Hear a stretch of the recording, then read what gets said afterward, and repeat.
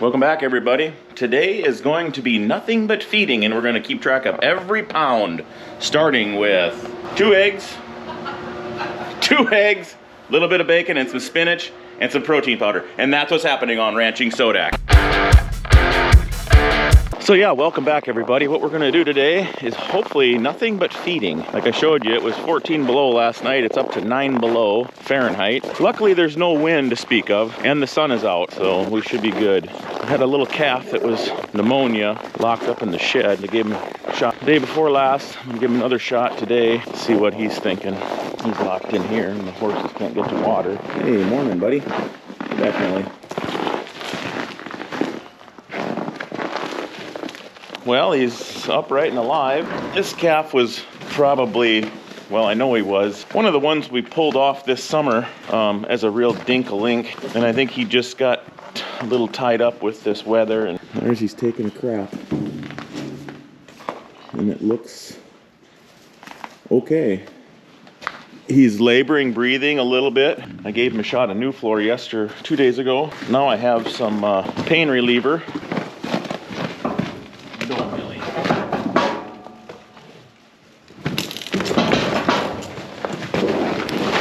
So that's a pain reliever. Now I got some more antibiotics, a little bit more of a different kind. He's in a champ, huh?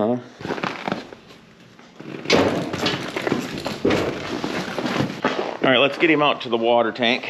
Leave him outside in the sun all day. And then we'll see what the weather's like tonight. We might lock him back up.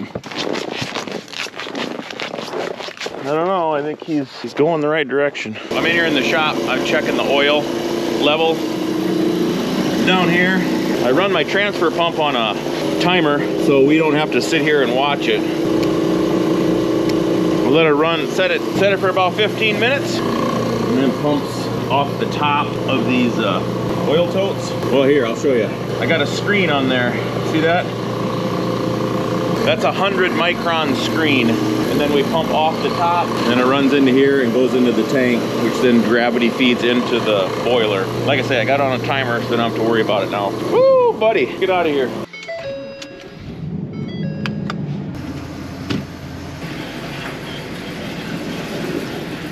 Come on, get in the back. Couple bales left out here to wrangle. Like I say, today we're gonna keep track of everything we feed every pound, so here we go. And we're gonna use the value of every bale we grab. We're gonna call them 1,300 pounds. Tally away, Dano.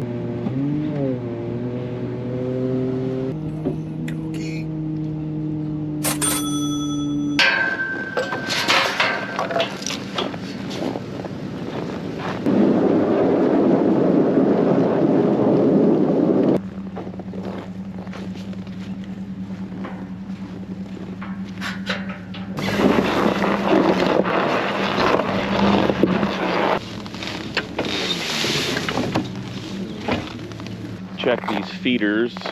Tuesday currently. I got to make a plan at this point in the week to decide how much, if I need to order, how much I need to order for the week. So for today's figures, we're going to use the figure of 3,500 pounds a day comes out of these self feeders is the number we're going to use. So chalk that up to 3,500 pounds of grain mix.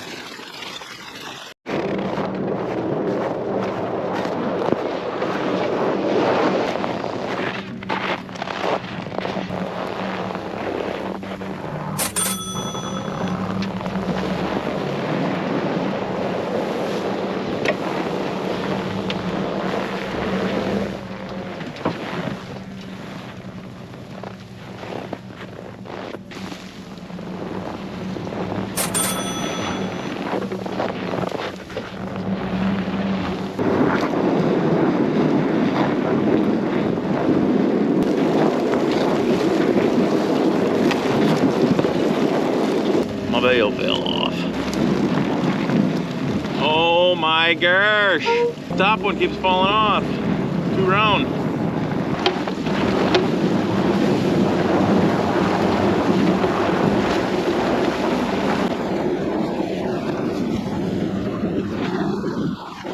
Check this water tank now. I'll show you kind of how we, this tank here, we don't typically use it in the wintertime. It's set up just for summertime, but I'll show you a little hack that you can do if you got a tire tank or a bigger tank and you want to make it into a winter one. So like I said, this is a summer tank. It's an 8-foot earth mover tire. It's in the ground a ways. I got it down in the ground maybe a foot and then cement around it. And then when I did it, which I don't think I'll do again, but I brought the hydrant up through a 5 or 6 inch riser pipe PVC, and this is in the middle of the tank, so it's coming up in the middle of the tank, which works fine in the summertime because I just hook my float on right here, and then my float is just right on my hydrant. But of course in the wintertime, if you had your float up, it would everything would freeze. But as you can hear, so what I have down there is I have my float right at the floor of this tank. So there's only going to be 6 inches of water. Once the cows catch up with it, there's only 6 inches of water at the bottom. And then the float shuts off, but you can hear that water leaking because I have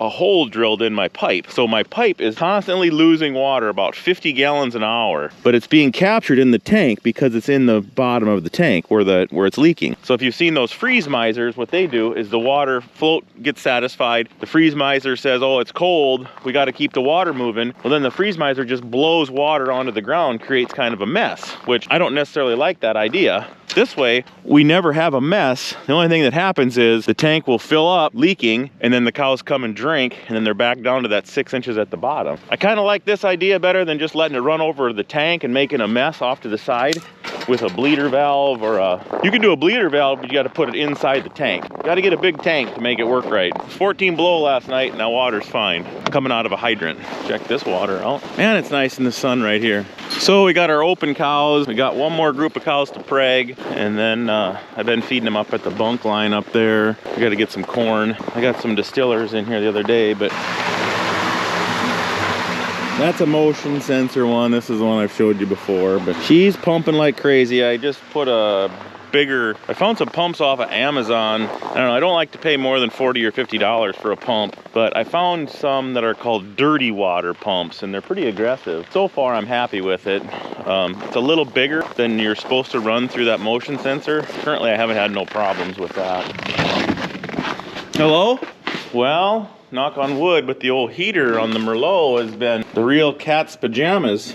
I had a comment after I put that in. Somebody said, oh, just soft plug heaters are the way to go. Well, I wouldn't disagree with you, except in this situation, I looked at my soft plugs. Well, the one that I see is right there. And that's awful high on the engine, where the heater here is way down there. And we all know heat goes up. So I think it's such a tiny little engine too, 3.6 liter. There was only like maybe 1.5 gallons or 2 gallons of water in the engine at all times. So if you're heating the top half a gallon, I think she's low on hydro.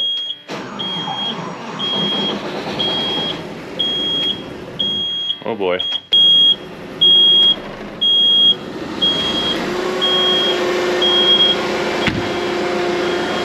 Yikes. 3 degrees in here. See if this will grow fires. Battery seemed a little weak, but it'd be nice to get the oil warmed up somehow.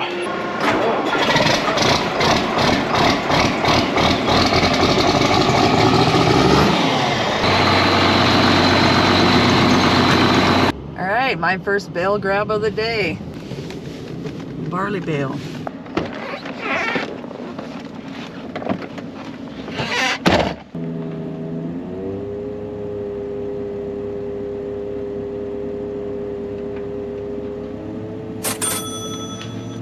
Well, the girls are interested, but they don't look desperate, so that's good. Ready to unroll my first bale for the day. My plan is always slow and steady. I'm not super handy with this yet, just slow and steady.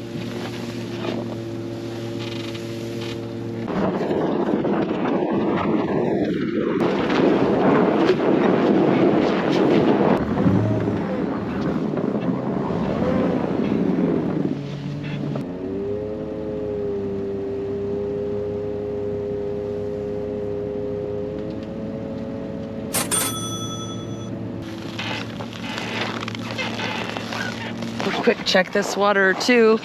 This is my favorite one to check because we have a bubbler and generally it's working in our favor, so we'll see. It was like 15 below last night, but of course, cows are thirsty. Woo-hoo. I love this thing. Here Matty is filling up the first load of feed, mixed feed. So we'll check in with him and see what that looks like. All right, we got the open cows. We got to feed them. Add that to the tally. Well, our open cows are here at Jim's. This is the first load of today. We just showed you the weight. They're just chilling out in the sun, but I would guess they'll start cruising up here when they hear this feeder wagon kick in.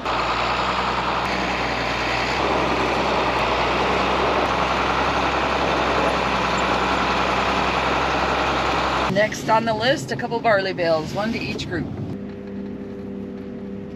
Loaded, ready to feed.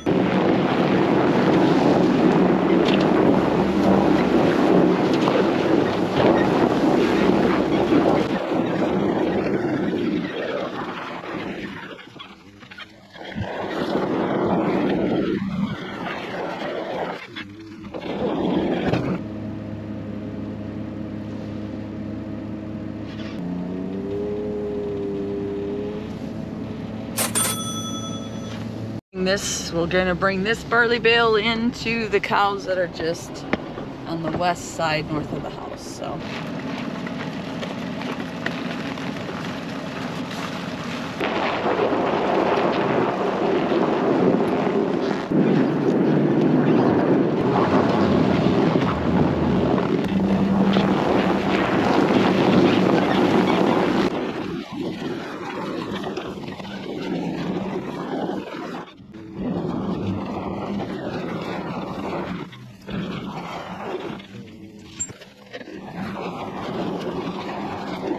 how's she been doing for you guys? First load of silage going to the main cow herds. You want to drive along there and kind of do a little lookity-look?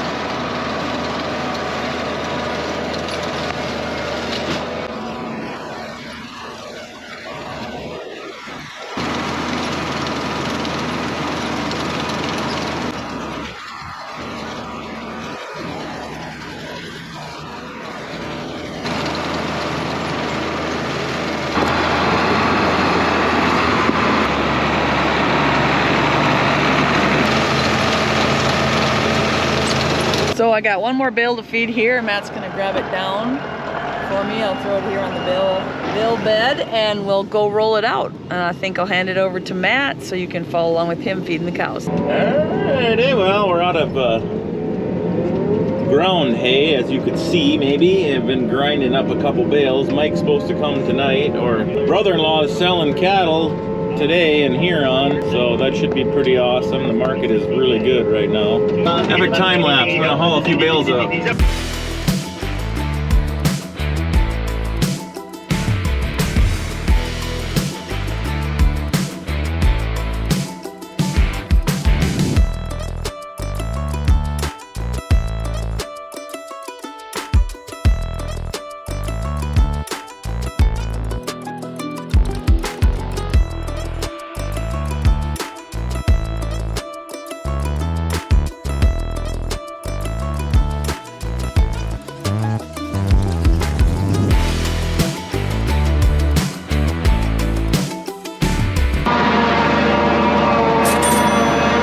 This load's going to be split between the cows, and then we'll give a couple 2,500 to the calves, and then the next load will go to the other group of cows, and I'll do the same thing. There's too many cows to split one load in between the cows, but I can take a little bit off of each of their loads and give it to the calves. Take 2 loads over there, but I'm really feeding 3 groups. Once we get all the cows pregged and put together, put all the cows together, then I can fill this thing up twice full, and that's enough for the whole cows. I won't have to make 3 trips. I'll make 2 loads to the cows, 1 load to the calves. Same amount of load, just a little different way of doing it. Here's what you need to go get yourself some right now. Go to my Ranching Sodak merch page, ranchingsodak.com. Get yourself some merch. We got, well, you check it out, see what you like, and then tell me what you want or what you don't want, if you want to. I'm gonna put a little, I think maybe like a little 5-pack of those bars or something on there. If you want to go to their page, Prime Plus Wagyu, you can go there. You guys want to watch me eat this, or should I just eat it in my own leisure and my own privacy? I might eat a bite in front of you. I ate an apple on, well, I was bailing last summer. Epic time lapse of me eating an apple, and that got quite a few comments and likes. So I guess people like watching me eat. We didn't start until about 9:30 because it was too flippin' cold. So when you get your Wagyu bar, it's not going to be like jerky. It's a little greasier. It's more like summer sausage in a little bar.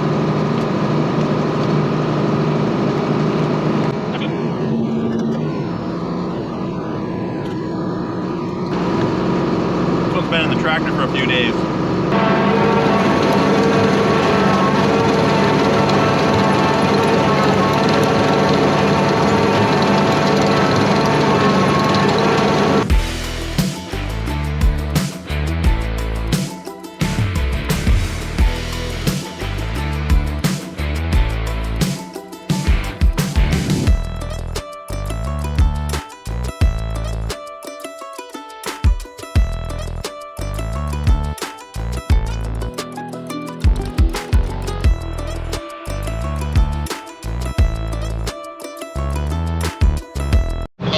£840, 840 pounds.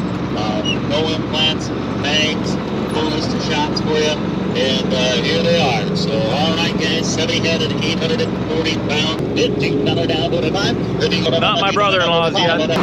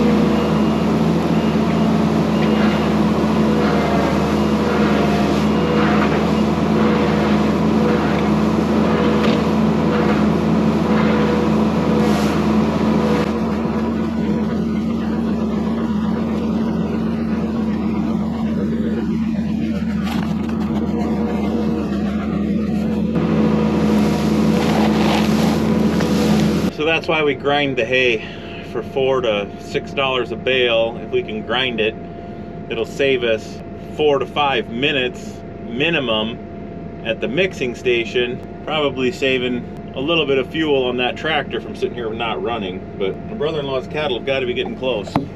Let's get her filled up. Last load.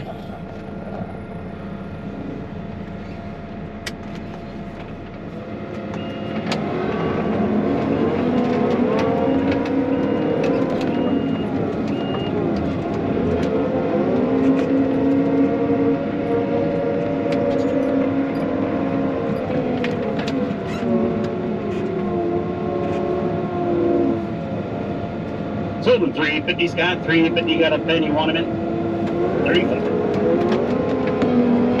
Pen number 35.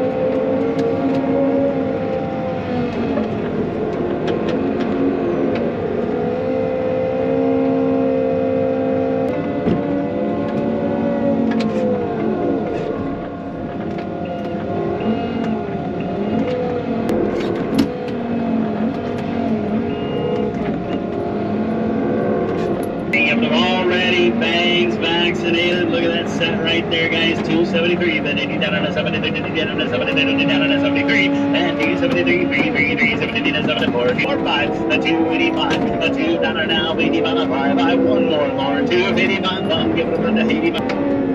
No.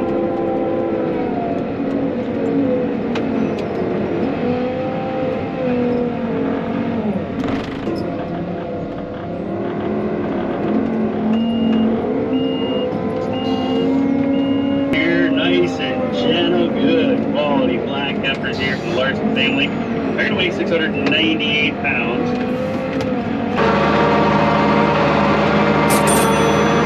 They're liking the sun today. You know, it's just a couple degrees above zero, but no wind in the sun. Kind of feels nice. Weird as that sounds. For a few minutes. You're out here for very long and things start feeling chilly.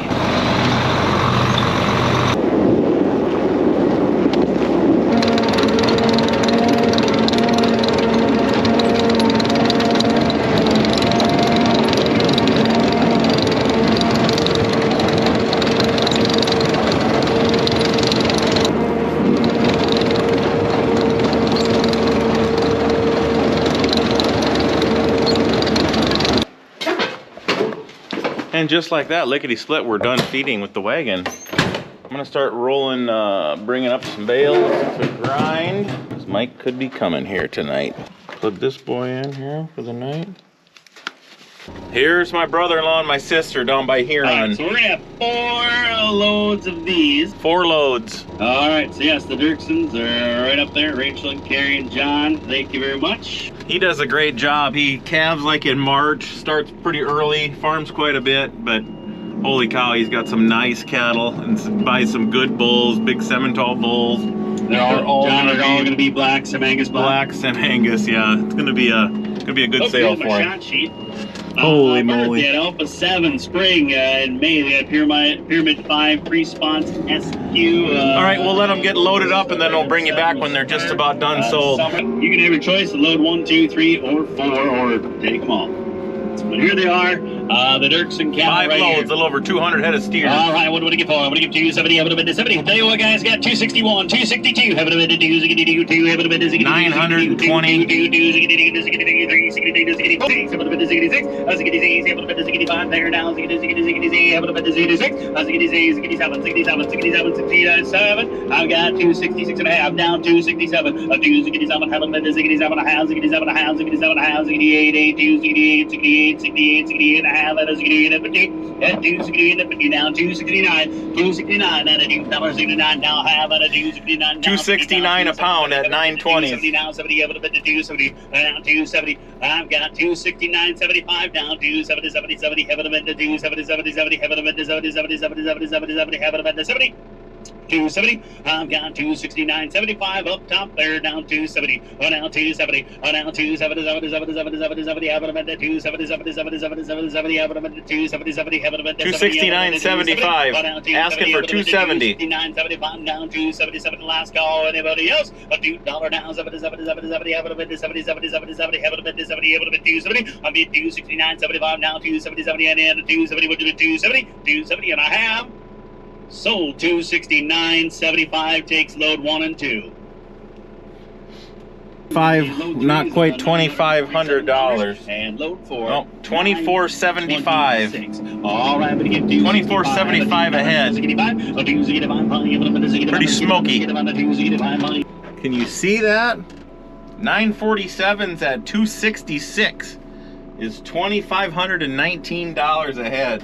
Way to go, Dirksen family. Holy moly. It's a lot of beef. All right, folks, I got these bales all ready to staged up here for if Mike shows up tonight. I think it's close to 40 bales we'll grind. I got 2 bales I'm gonna take over to the calves and fill that feeder. You can kind of count it as today's feed, but they're not gonna eat all this today, so maybe only count this as a half of a bale that they'll eat out of these 2 bales for today. Then I think we better quit our tallying. That'll be the end of today's tonnage. Unless I go home and eat some more right now. What are you looking at? A little chubby? Huh?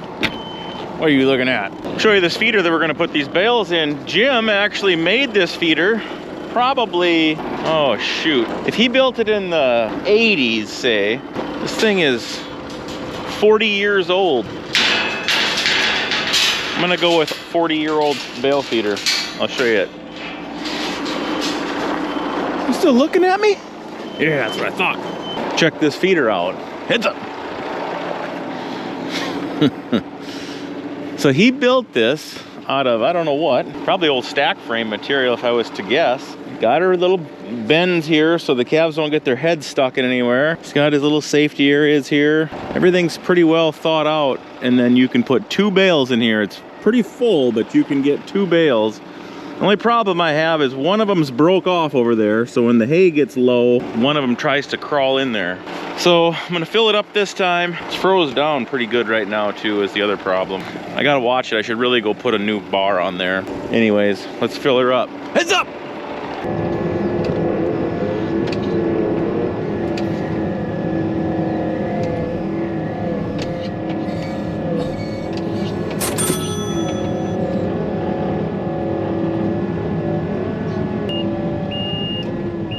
I don't know, I kind of like that feeder. I don't know if it weighs more or less than a round one, but I kind of changed my plan this year with how I got my feeders set up. I'm putting everything close to the windbreak. Everything is really close. The water's right there, the feed's right here, the feeders are there, windbreak's here. The farthest they gotta walk is up to that bunk line, and then I've kind of not even promoted them to go way out west. Last year it was so warm that we were, and it kind of sloppy all the time as we were pulling them a 1/4 mile west. I think the calves are going to be 50 to 100 pounds bigger this year because we've got them so trained to stay so close to the feed and up by the water. That's a pretty big calf right there. All right, folks, I'm going to let you go. That's how much feed I handle every day, and the beauty is I get to do it all again tomorrow, minus a few little odds and ends, but the bulk of all that stuff's got to happen again tomorrow. We are gonna get them cows to a cover crop though. Once we get everybody pregged, get all the cows sorted, we get them all in one group. We got like 70 acres, 80 acres of cover crop, and then all that bale grazing site. So there is gonna be a point where the feeding's the hand to mouth feeding that we're doing like right now is gonna go away for 2-3 weeks, maybe a month, you know, of time with just supplementation instead of just constantly bringing them every darn bite they need. So I'm looking forward to that. That's when we get on a plane and head south and do a little vacationing. So anyways, thanks for tuning in, folks. We'll catch you on the next one. Peace.